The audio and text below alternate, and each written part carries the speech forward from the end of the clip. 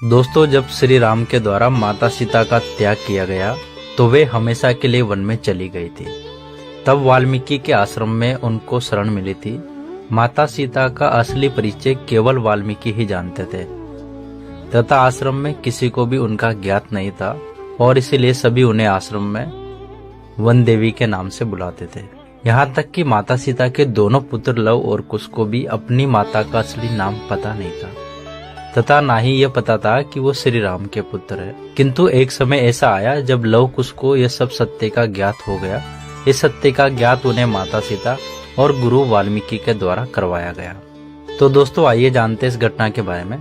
दोस्तों, श्री राम का अश्वमेध घोड़ा चारों दिशाओं में विचरण करके वाल्मीकि के आश्रम में जाकर रुक गया। तो लवकुश के द्वारा उस घोड़े को पकड़कर श्री राम के साम्राज्य को चुनौती दी गई। इसके पश्चात उनका युद्ध शत्रुघ्न, लक्ष्मण, भरत, सुग्रीव तथा हनुमान जी के साथ हुआ तथा सभी से उन्होंने विजय प्राप्त की। अंत में जब श्री राम जी युद्ध करने आए तो वहां वाल्मीकि जी ने स्वयं आकर उनका युद्ध होने से रोका तथा श्री राम को उनका घोड़ा वापस ले जाने दिया।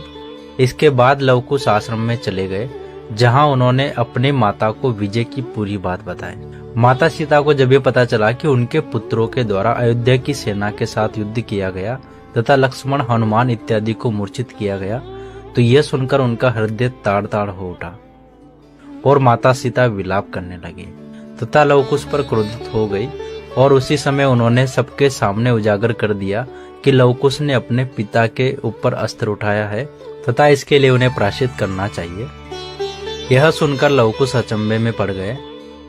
उसी समय गुरु वाल्मीकि भी वहां आ पहुंचे तथा वाक खड़े रह गए तथा सभी का संशय दूर किया तथा आश्रम में सभी ऋषि मुनियों को बताया गया